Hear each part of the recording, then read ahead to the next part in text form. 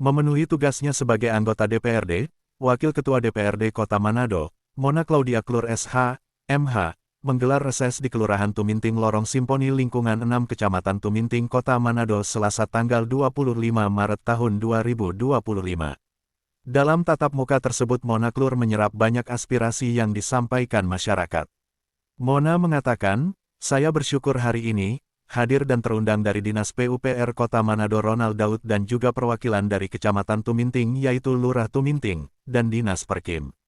Mona menambahkan perlu disampaikan bahwa agenda reses ini yang biasanya dilaksanakan di setiap tahun 3 kali dilaksanakan, maka anggota Dewan punya kewajiban melaksanakan reses sebanyak 3 kali.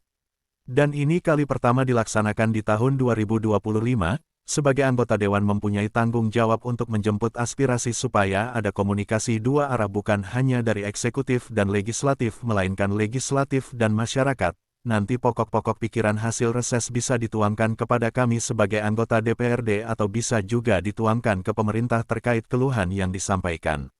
Masalah pembangunan infrastruktur lebih dominan disampaikan warga Kecamatan Tuminting, seperti talut lingkungan 6 Kelurahan Tuminting Lorong Simponi, talut di antara Kelurahan Sumompo dan Mahawu belakang pabrik kecap, jalan setapak rusak yang ada di lorong Gereja Nazaret Tuminting untuk bisa dibuat jalan paving.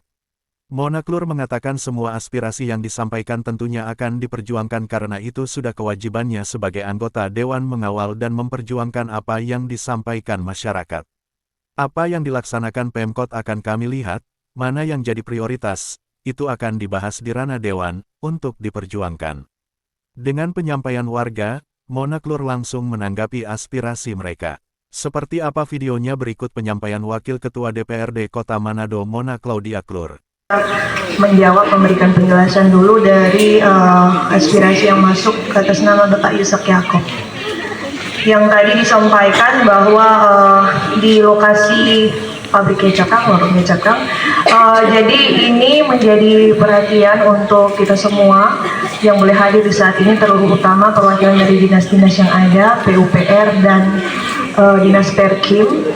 Kalau boleh setelah ini, orang maksimalkan waktu yang ada, orang cek langsung juga di lokasi, agar supaya memang tahu persis seperti apa yang terjadi di sana. Kalau memang lokasinya ada di Lorong Kecap, perihal ada peningkatan jembatan kan baru-baru di Lorong Kecap, mungkin yang Bapak Yusak maksud, so ada kasih yang perbaikan tapi DP pekerjaan itu tidak sesuai dengan apa yang masyarakat mau, sehingga yang tadinya orang kerinduan bersama bahwa pabrik kecap Lorong Kecap itu sudah akan mau banjir, ternyata kasihan masih diperhadapkan dengan permasalahan yang serupa seperti yang sudah terjadi beberapa waktu yang lalu. Tadi sempat juga berbincang bersama dengan perwakilan dari PUPR. Kalau tadi disampaikan Pak Yusak ada perwakilan dari Dinas Lingkungan Hidup yang turun, mungkin orang itu cuman berhubungan dengan masalah kebersihan. Mungkin orang cuman ada kasih bersih itu di bawah jembatan yang ada karena banyak sampah mungkin, tapi orang belum tahu juga pasca pengerjaan peningkatan jembatan itu ada masalah apa yang terjadi di bawah itu.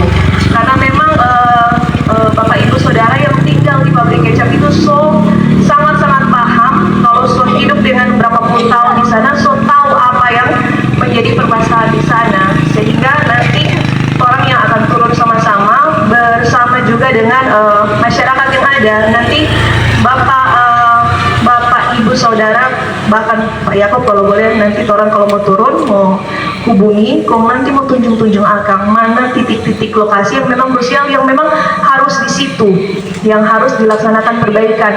Karena tidak menutup kemungkinan juga bahwa fakta yang terjadi di lapangan ada kalanya proyek yang diusulkan langsung oleh masyarakat, tapi lain kali DP pekerjaan itu dia tidak sesuai dengan lokasi yang masyarakat tunjuk. Jadi kalau boleh ada perwakilan masyarakat, ada perwakilan dari pemerintah, ada juga didampingi dengan anggota dewan agar supaya memang sama-sama orang yang kawal aspirasi ini dia. Jangan kasih yang peklar ini pekerjaan di setiap lingkungan yang ada, tapi DP manfaat orang masyarakat tidak bisa dapat dan tidak bisa terima. Jadi orang memaksimalkan waktu yang ada teratur. Nanti orang akan turun bersama koordinasi dengan dinas-dinas karena dinas yang ada sangat-sangat berkompetensi. Kalau telepati langsung, apalagi Pak Romel dengan Bapak yang ada, apalagi kemudian seorang Pecatle. Jadi nanti setelah ini akan turun di pabrik dan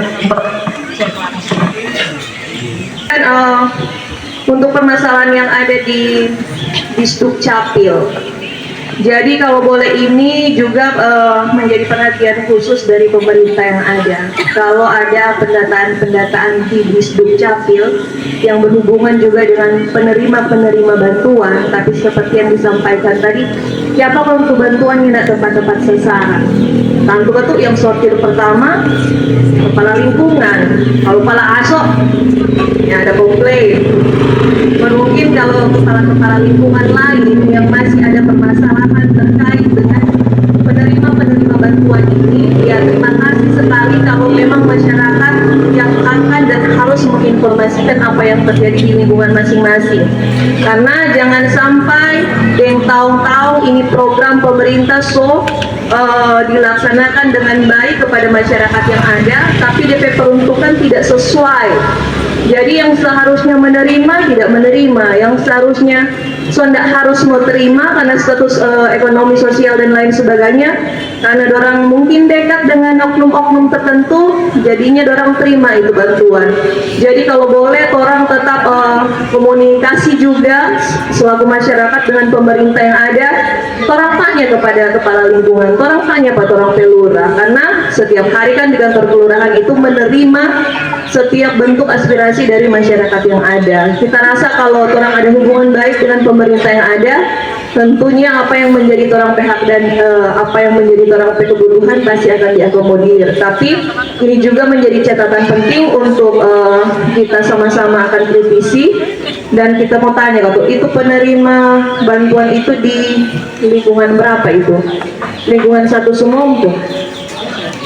Yang Pak Yusak Yakob? Rumah juga.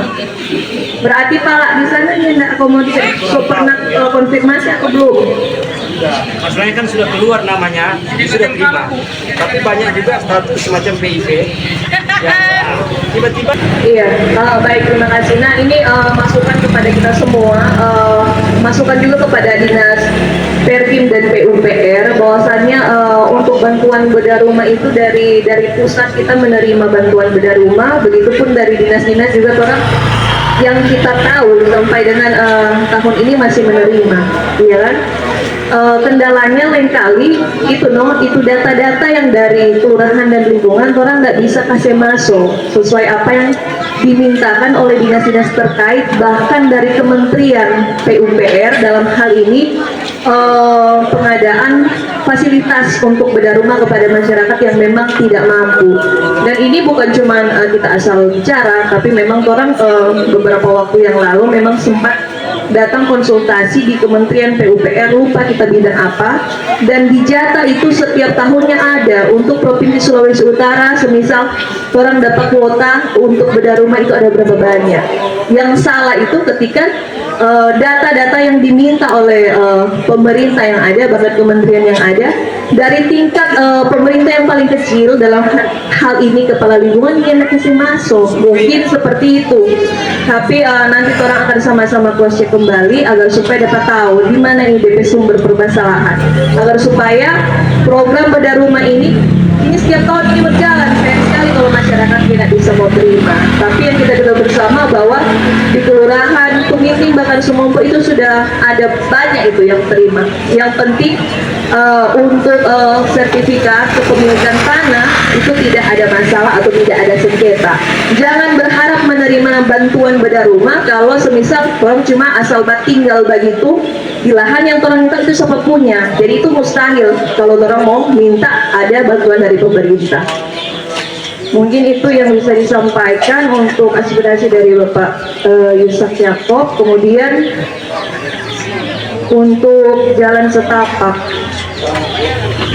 Sumompo lingkungan 5, boleh orang ngecekkan lokasi itu di mana nanti Kang?